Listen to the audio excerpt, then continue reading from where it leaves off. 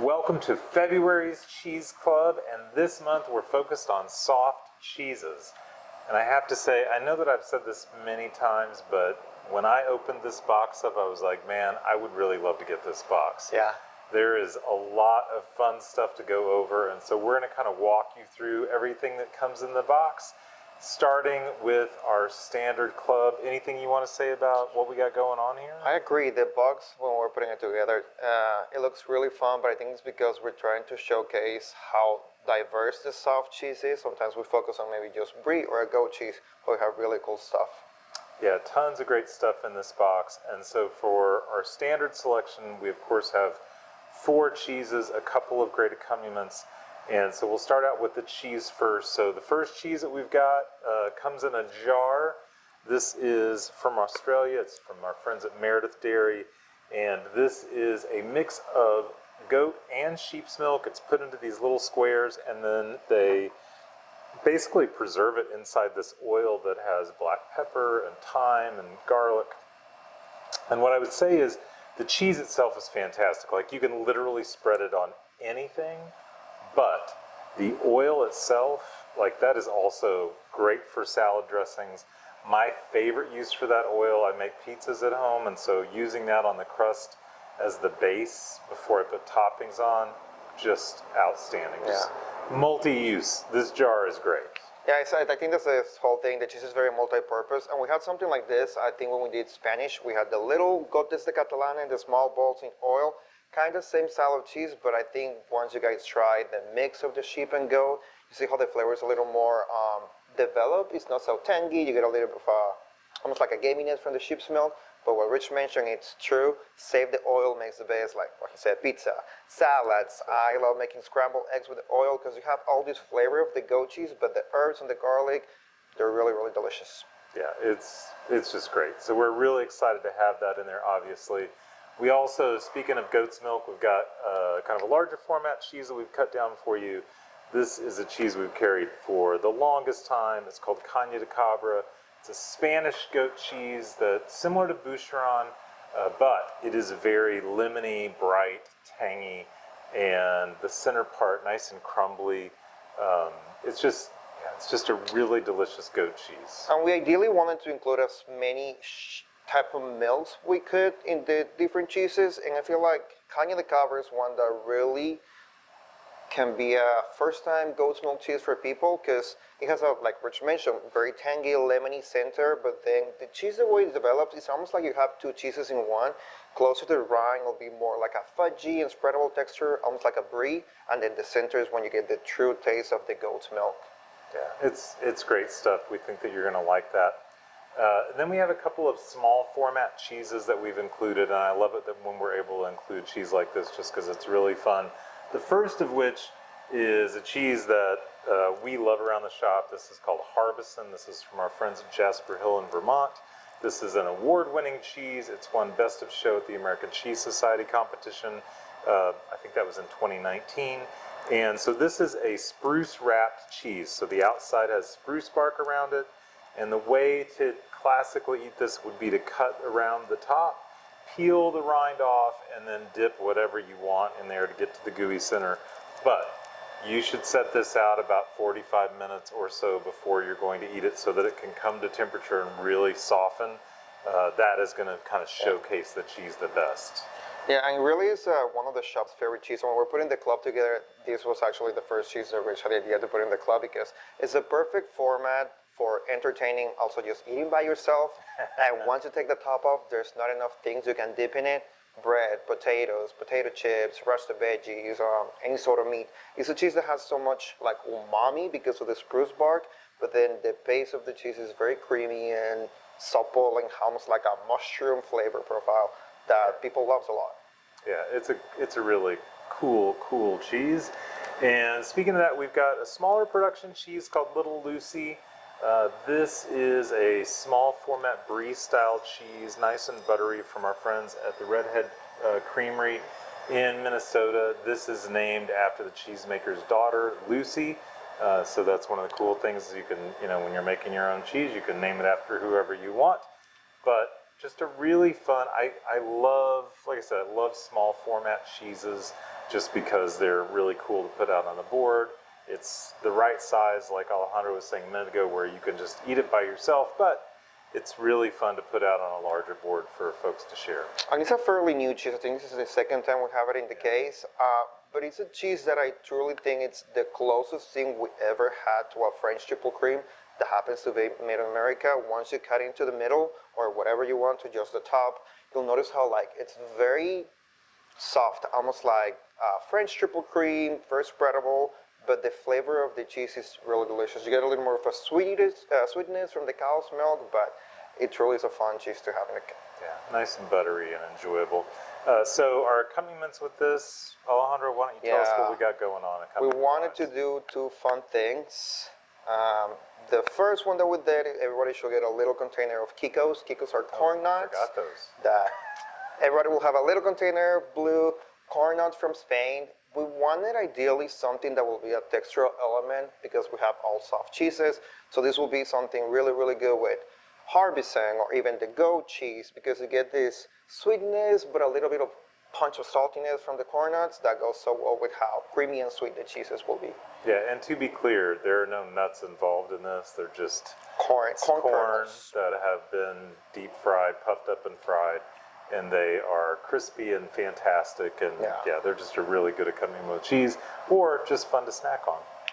And then the second one that we did, it had to be something sweet that will go really good with the cheese. And we did these pajarero figs, which they're one of my favorites that we ever carry at the shop because they're a Mediterranean variety of figs, specifically from Spain, but they have a very jammy and honey-like center, and the flesh of the fig, it's nothing like the other ones we ever had. It's very thin, and the sweetness and honey flavor of the fig goes so well with the soft cheese too.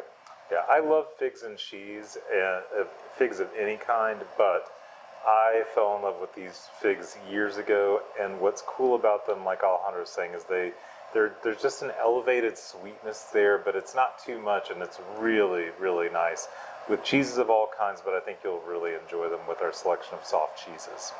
So, for our Deluxe Club, there are a couple more cheeses and a couple more accompaniments, and so cheese-wise, the first one we've got is Citeaux with truffles.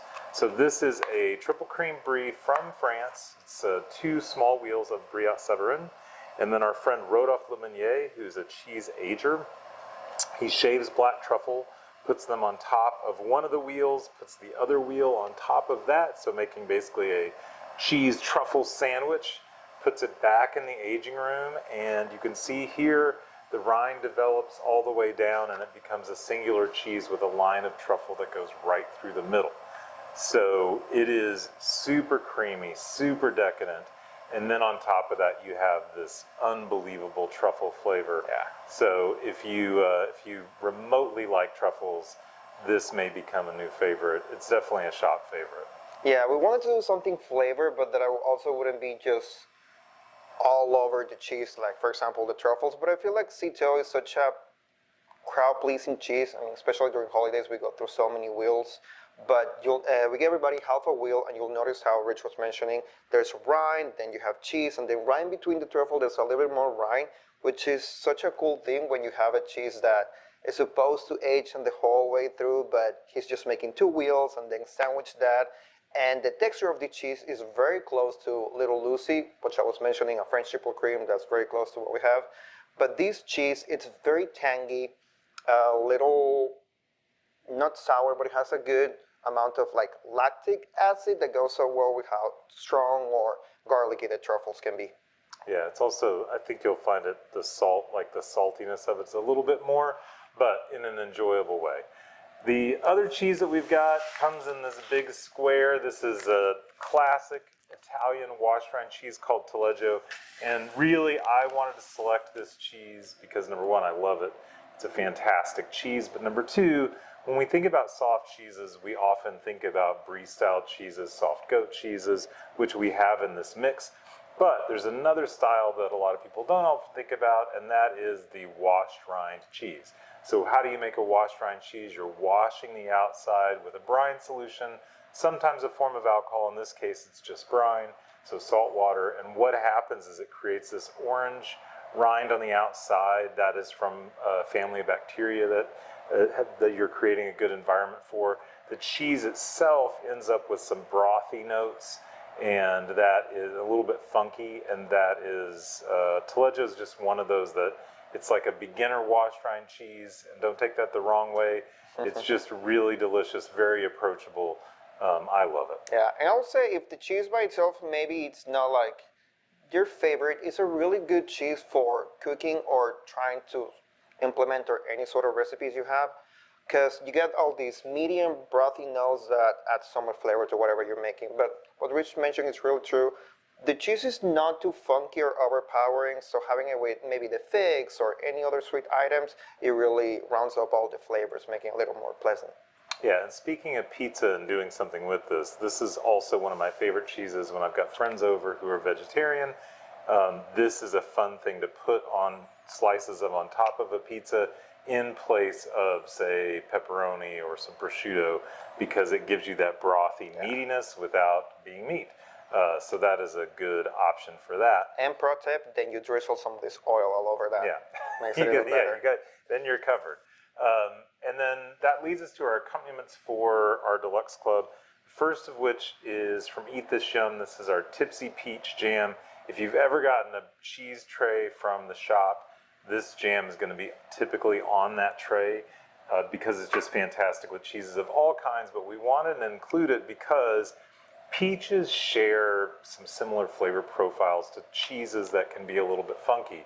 And so if Taleggio seems a little bit much for you, which is totally fine, that's where the peach jam comes in, because it's going to kind of mirror some of that, but at the same time the sweetness is going to really round that out. And it's just a really cool combination. Yeah. And the jam is made with peaches and also a little bit of bourbon in it, I believe.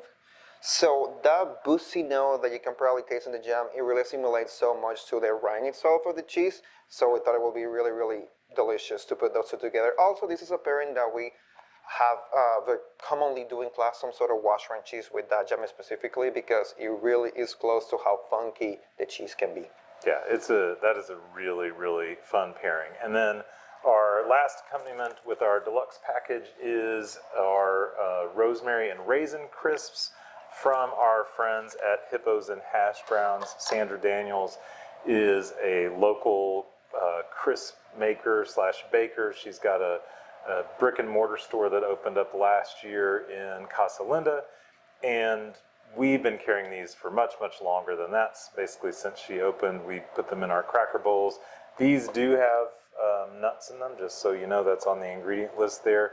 But what I love about them is the raisins as part of that crisp, the herbaceousness from the rosemary, really in balance, and it's one of my favorite things to have with soft cheeses. Yeah, mainly because you have the raisins, you have a little of this, the herbs, and then the nuts as well. But the textural element of the cracker is very thin, but just it holds still so well to the cheese that she'll be really good with, honestly, any cheese in the box. Yeah, it's got that really nice crispiness and crunch that is just, it's a nice offset to any of these softer cheeses. So I think that you'll enjoy that. Anyway, so that is our club selection for the month of February.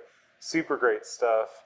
Coming up next month, I think we're going to be exploring the state of California.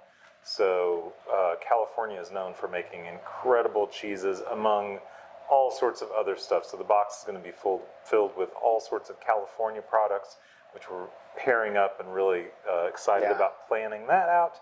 So can't wait for that. But in the meantime, we have a fantastic box for you to enjoy this month.